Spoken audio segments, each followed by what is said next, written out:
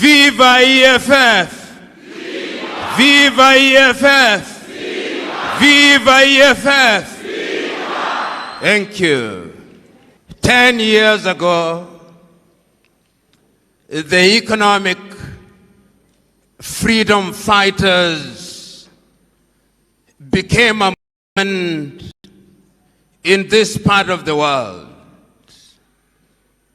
10 years ago, our leaders, led by the President and the Commander-in-Chief, Julius Selo Malema, sat down and determined that South Africa must take a different direction. 10 years ago, he put together many great young men and women who now bestride the South African political terrain like the fabled Colossus, organized in different formations, headed by the commissars who are here present, whom I salute, supported by the fighters on the ground, whom I salute, because in the last 10 years, done a great job. In the days when you, those who assume we should disappear, but you've refused to disappear. 10 years ago, there are those who thought that you are a passing cloud, you've refused to pass. 10 years ago, there are those who thought that you are mere irritation. You have continued to irritate as you must. 10 years ago, South Africa did not know who you are. Today, they recognize who you are.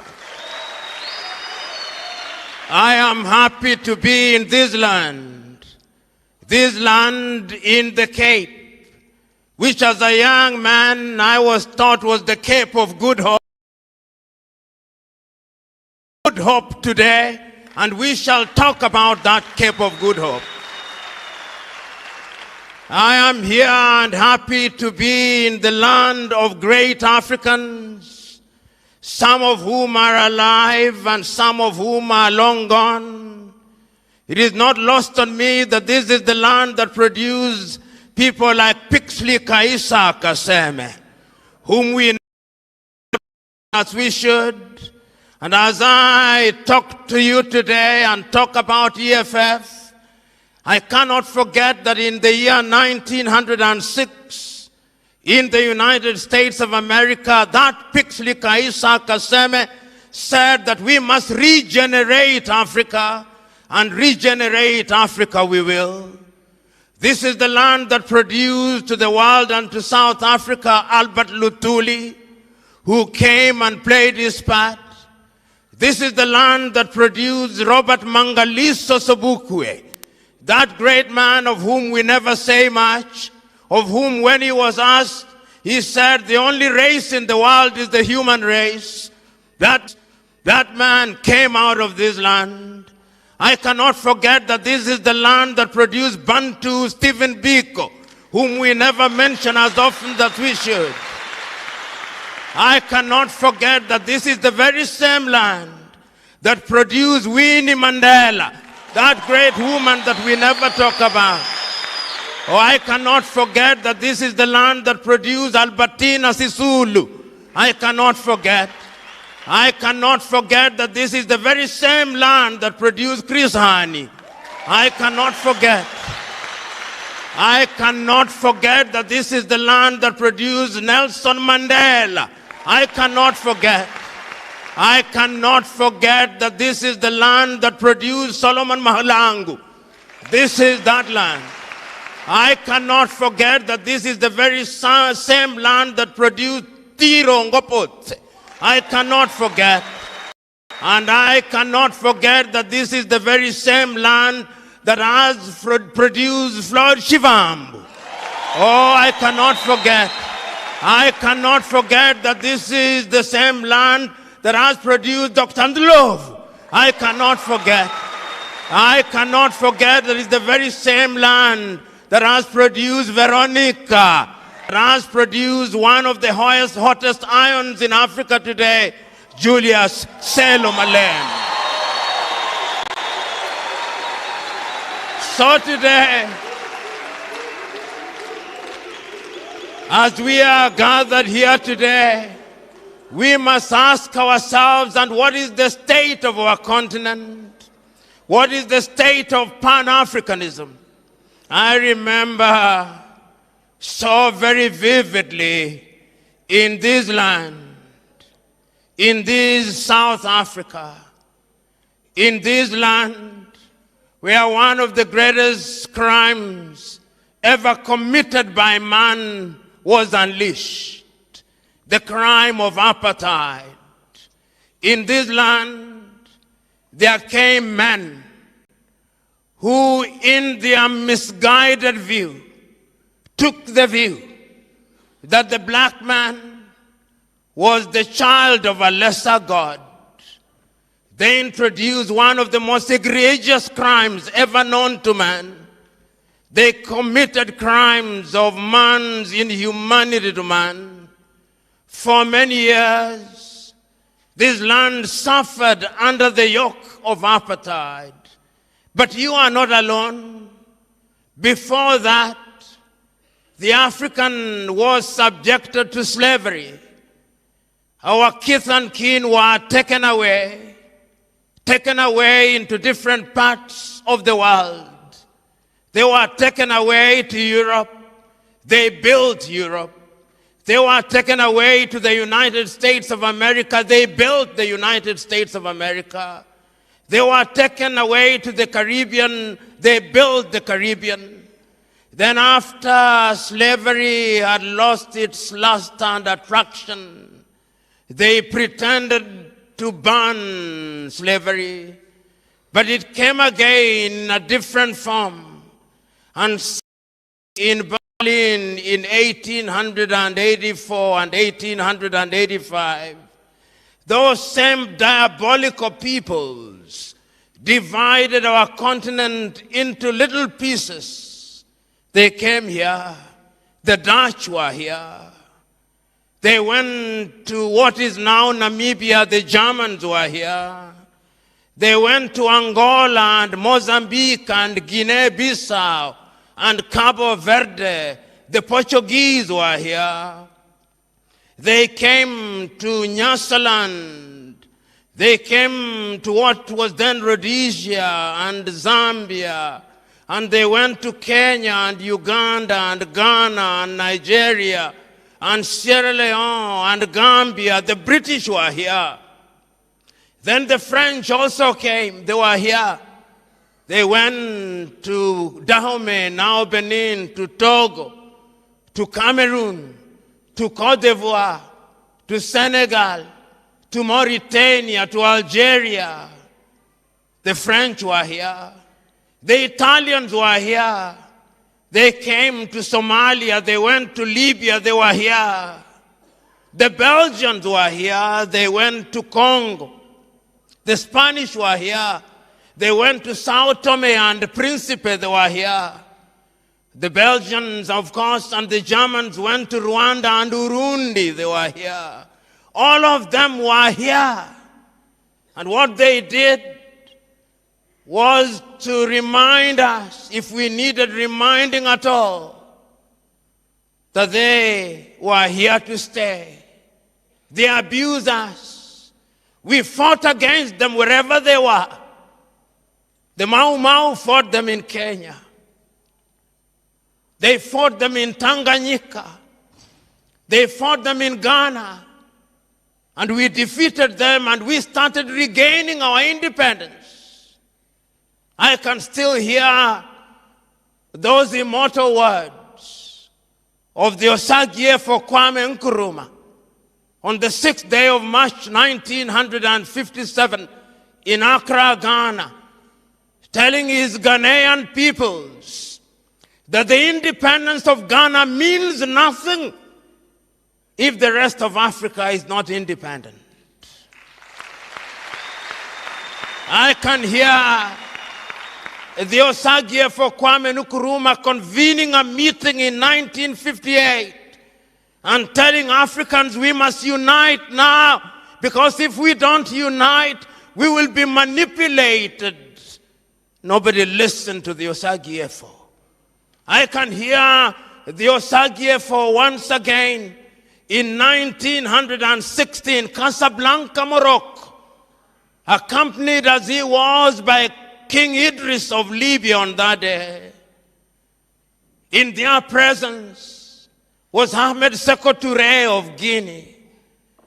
In their presence was King Hassan of Morocco, reminding Africa once again that we must unite. But they listened to him not.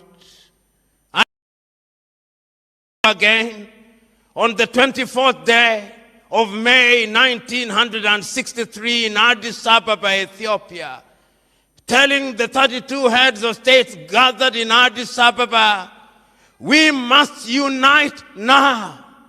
We must have one army. We must have one currency. We must have one foreign policy.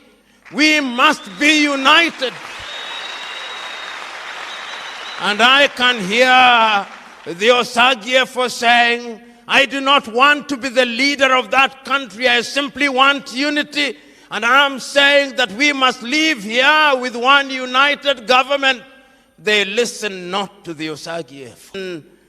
Huns were alive then. No sooner had we regained political independence, as we were celebrating our new national anthems, as we were celebrating our new flags, as we were celebrating our new mottos and slogans, the neo-colonizer was alive and well. In 1961, they had taken out Patrice Emery Lumumba. And I can remember that famous letter of Patrice Emery Lumumba written in 1961. One day, even if you kill my body, Africa shall write our history. Today we are here to write that history. I can hear, even as they took out Patrice Emery Lumumba, and in 1963 they took out Sylvanus Olympio in Togo. I can hear Sylvanus Olympio saying, take me out, but Africa shall not be taken out. I'm here to remind us that Africa shall not be taken out. They did not stop there. In 1966, they took out the Osagie for Kwame Nkrumah and took him out of power and thought that they had finished the Osagie for. And I can hear and read the Osagie for writing from Guinea in Conakry say, Africa shall never be enslaved again. We are here to remind them that we shall never be enslaved again. And they did not stop there. They went to Nigeria. And Nigeria, they took out the government of Nnamdi Azikiwe and Abubakar Tafawa Balewa. They had finished Nigeria. They did not, because Africa can never be finished. They did not stop there. They went to Mali and they thought that they had taken out Modibo Keita, and they thought that Mali would not be taken out. They did not take Mali out. They did not stop there. They went to Algeria and took out Ahmed Ben Bella, and they thought that Algeria would be taken out. They did not take Algeria out. But the neo-colonial project is alive and well, because even as that was happening, South Africa was still under the yoke of the apartheid regime. And I can hear the words of the great South Africans at that time as a young student. I can still remember the words of O.R. Tambo. I can still remember from Angola the words of Agostinho Neto. I can still remember the words of Eduardo Mondlane and Samora Moises Machel. I can still remember the words of Sam Nujoma and Andy Mbahaman Toivo ya Toivo from Namibia. I can still remember. And ultimately, you succeeded in removing the organ, the monster that was apartheid. In Zimbabwe, I can still remember Joshua Nkomo and Robert Mugabe, and they removed that monster that was the Ian Smith regime. But the question is, once we removed them, what did we do? This is the question. You know, when we remove them, we make unto ourselves many promises. We promise unto ourselves heavens, but sometimes it appears as if the devils in heaven conspired and delivered hell instead of heaven. So that the story of Africa is a story of missed opportunities. We sing our national anthems as we should. We fly our flags as we should. We have our slogans as we should. But yet, we have fallen short of the expectations of both God and man. That is why, when I look at Africa today, sometimes I feel sad, and many are those times when I see young Africans from the Gambia, from Burkina Faso, from Chad, from Nigeria, from Ghana, being humiliated in Tunisia, being humiliated and dying in the Mediterranean Sea. I feel sad. I feel sad. Are humiliated in Saudi Arabia and Kuwait. I feel sad.